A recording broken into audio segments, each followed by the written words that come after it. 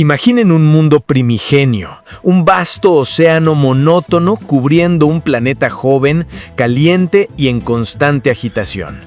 Desde las profundidades de ese caos primordial, fuerzas inimaginables comienzan a empujar, a tirar, a colisionar. Fragmentos de corteza terrestre, como piezas de un rompecabezas cósmico, se mueven lentamente, inexorablemente. Es en este escenario épico, a lo largo de miles de millones de años, donde comienza la historia de Colombia.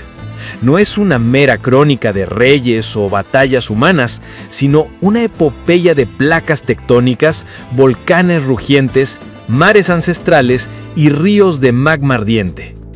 Esta es la narrativa científica de cómo la Tierra misma forjó un territorio de diversidad geológica asombrosa desde los picos nevados de los Andes hasta las selvas infinitas de la Amazonía, convirtiendo a Colombia en una nación megadiversa.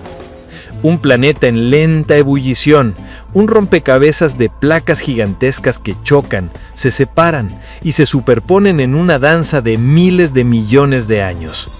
En el noroeste de Sudamérica, este ballet geológico esculpió un mosaico único: Colombia.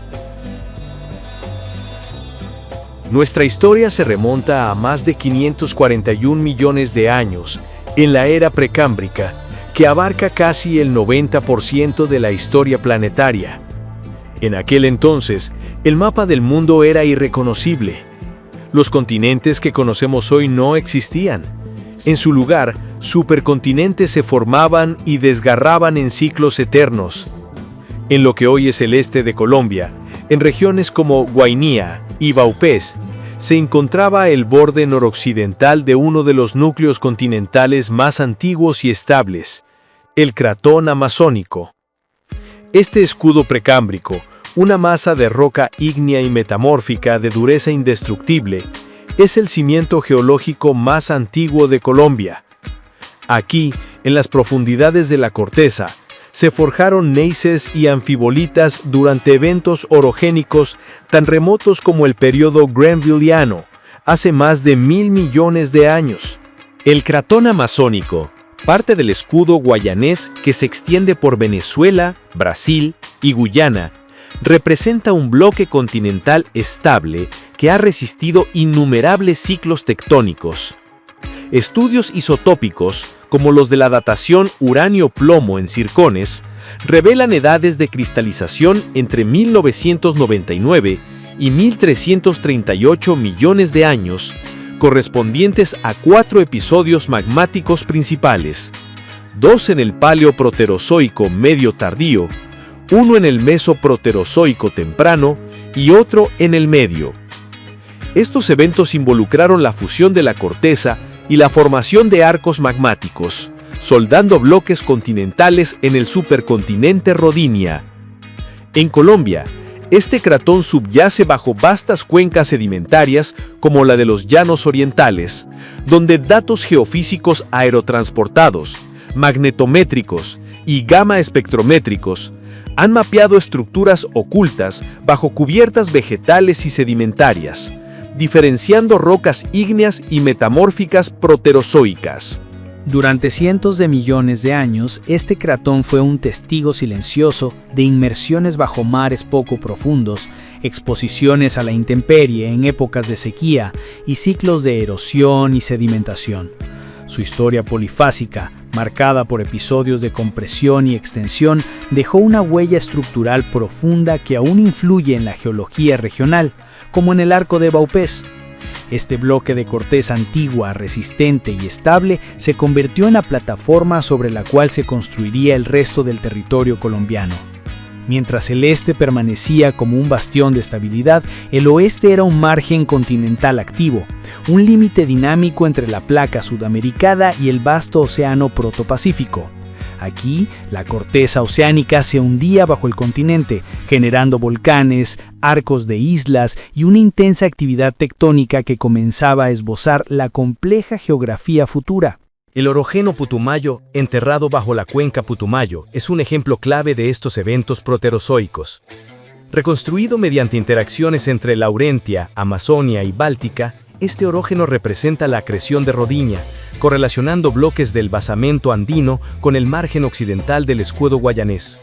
Datos isotópicos como samario neodimio, lutecio hafnio y delta oxígeno 18 confirman que estos procesos formaron el núcleo continental que resistiría las colisiones posteriores. Además, los primeros fósiles acritarcos del Ediacárico criogénico en núcleos de pozos de la cuenca Llanos Orientales indican los inicios de vida en estos mares ancestrales, depositando secuencias sedimentarias de más de 6.000 metros de espesor.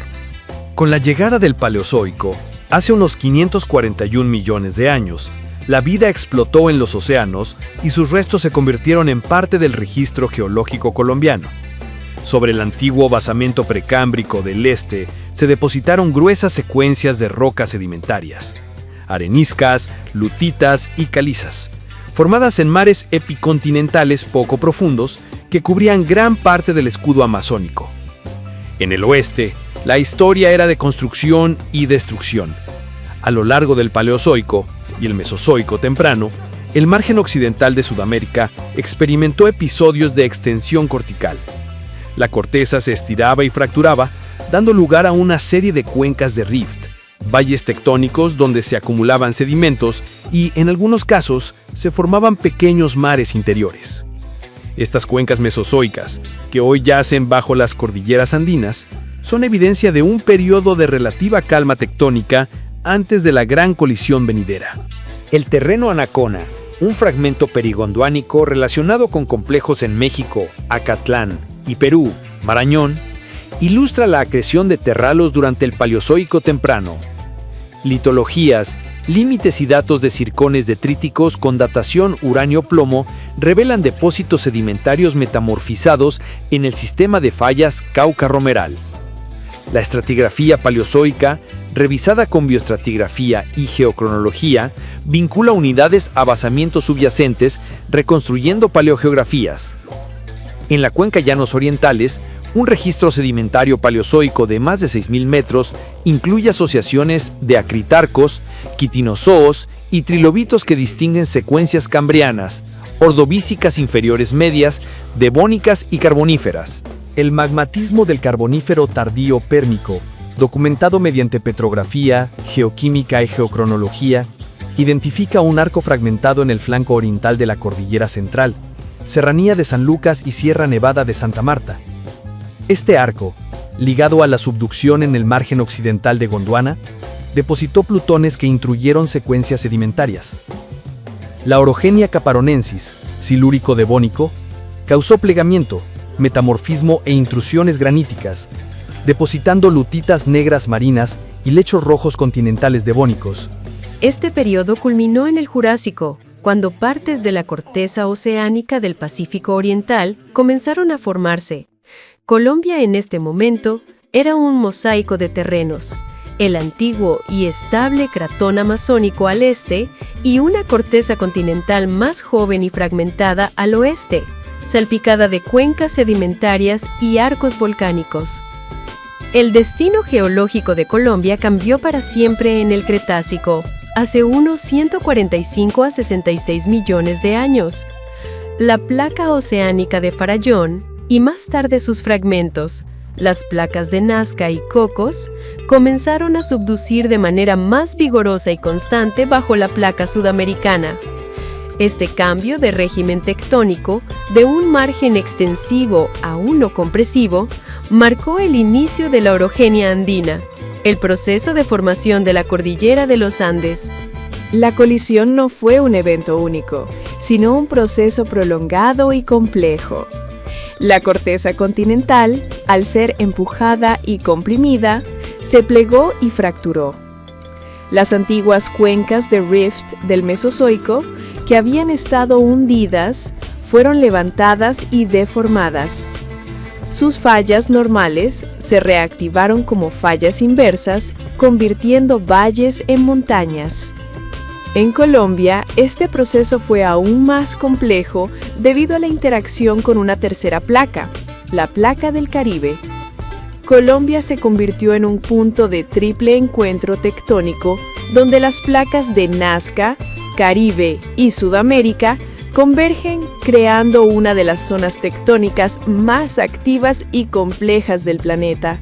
Durante el Cretácico temprano, 145 a 125 millones de años, grandes porciones del territorio estaban sumergidas bajo un mar tropical poco profundo que cubría lo que hoy son las cordilleras occidental y central.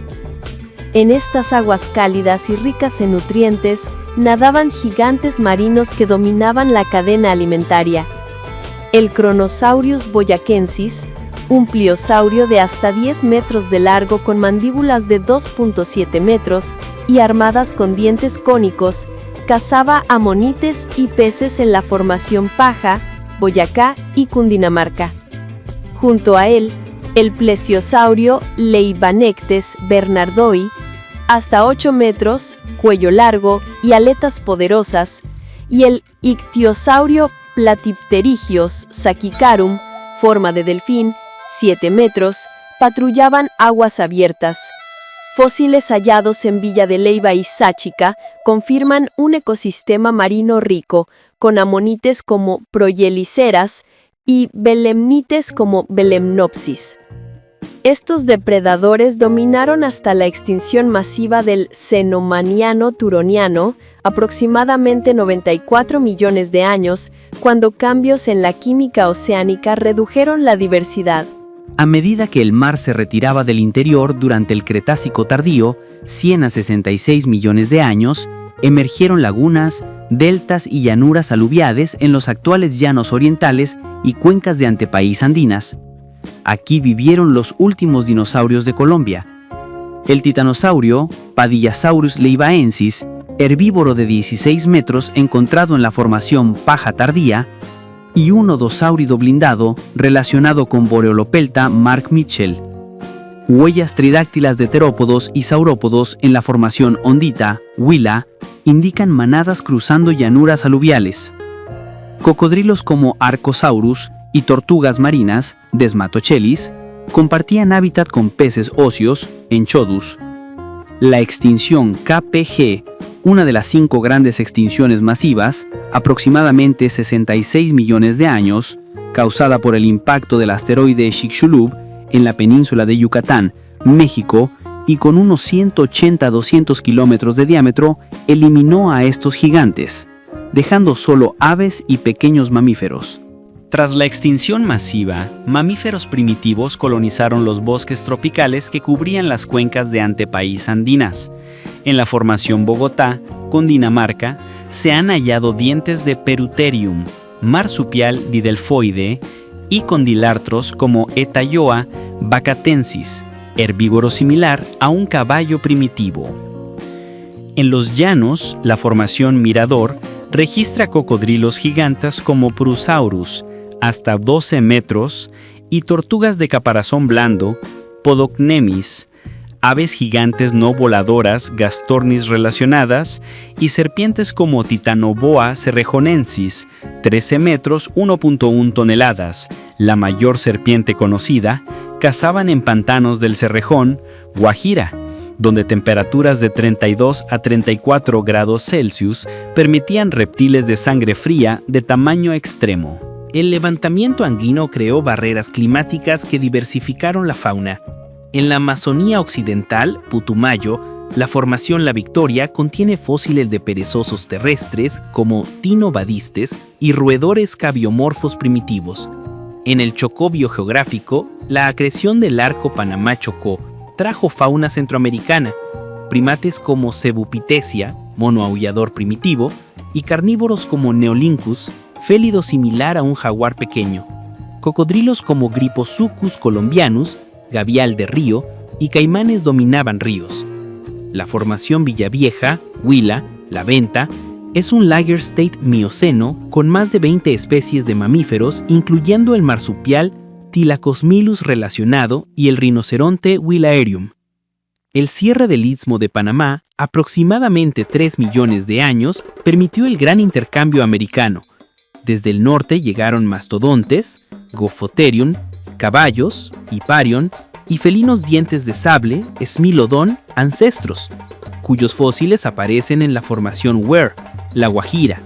Hacia el sur migraron perezosos gigantes, Megatherium ancestros, gliptodontes y armadillos. En el Valle del Cauca, la formación zarzal registra manadas de notungulados, Willatherium, coexistiendo con inmigrantes norteños. Durante los ciclos glaciales, la megafauna que dominó en Colombia fue, en los llanos, mastodontes, Cubieronius y Odón, perezosos gigantes, Eremotherium, laurillardi, 6 metros de altura, y équidos, Equus amerhippus, pastaban en sabanas.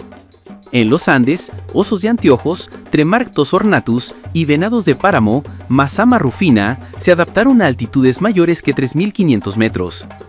La extinción megafaunal, aproximadamente 11.000 años atrás, coincidió con el calentamiento postglacial y la llegada humana. Hoy, especies endémicas como el cóndor andino, Vultur gryphus y oso de anteojos, y el jaguar, Panthera onca, persisten en ecosistemas modelados por la geología, en los páramos, 43% mundial en Colombia, selvas húmedas y sabanas, herencia directa de la orogenia andina y el intercambio biótico. Estás caminando por las laderas húmedas de la cordillera oriental, donde el aire huele a tierra mojada y helechos. Ahí, hace millones de años en las profundidades de la cordillera, en las lutitas negras del Cretácico, se forjó el tesoro más famoso del país, la esmeralda. Fluidos ricos en berilio y cromo, liberados por la tectónica andina, se infiltraron en las fracturas de estas rocas, cristalizando en las gemas verdes de una pureza y color inigualables.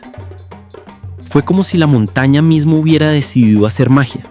Líquidos calientes, cargados de berilio y cromo, se colaron por grietas y, poco a poco, cristalizaron en esas gemas verdes que parecen pedacitos de selva atrapados en piedra. Las minas de Muso, Coscuez y Chivor son como catedrales subterráneas donde nacen estas joyas únicas, con un color tan intenso que parece que brillan desde adentro.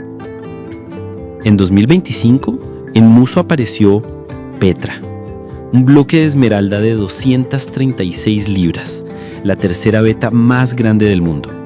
Es como si la montaña hubiera guardado su mejor secreto para ahora. Pero Colombia no solo brilla con verdes, también late con energía. Debajo de las cuencas del Magdalena y Putumayo duermen ríos negros de petróleo y gas, listos para encender el país. Y este año, en la Cordillera Oriental y en Sinú San Jacinto, encontraron algo que parece de ciencia ficción: hidrógeno blanco, limpio, natural, como un regalo del subsuelo. Mientras tanto, en el campo Maracas, en Casanare, por primera vez el vapor de la tierra se convirtió en electricidad, la primera generación de plantas de electricidad geotérmica para el Casanare. Colombia está justo en el cinturón de fuego del Pacífico, donde la tierra no para de moverse. Ahí están el Nevado del Ruiz, el Galeras, el Cerro Machín y otros 23 volcanes activos que el Servicio Geológico Colombiano, SGC, vigila de cerca desde observatorios en Manizales, Popayán y Pasto. En enero de 2025, el Ruiz empezó a dar señales. Más temblores, más actividad. La red de sensores capta cada sacudida en tiempo real. Y todo eso se hace para cuidar a los 50 millones de personas que vivimos cerca de estos gigantes. La forma en que los Andes se doblaron y levantaron creó bolsillos de clima distintos en cada valle y ladera, y eso explica por qué Colombia concentra el 10% de todas las especies del planeta. Lugares como el volcán Galeras y la isla Gorgona están tan bien cuidados que entraron en la lista verde de la UICN, la organización mundial que evalúa y protege la biodiversidad. El Club de los Sitios Naturales Mejor Protegidos ahora, con proyectos como EVP Colombia, se están leyendo los genes de plantas y animales, para convertir ese conocimiento en bioeconomía. Productos sostenibles que, al final del día, podrían terminar regresando al país en frascos con etiqueta importada. Colombia no es estática. En cada grieta de los Andes, en cada esmeralda que guarda la luz de un bosque extinguido, es una obra en evolución, esculpida por fuego, agua y tiempo. Entender su geología y su fauna extinta es clave para proteger su futuro. Esta es la epopeya de un país escrito en roca, fósiles y vida.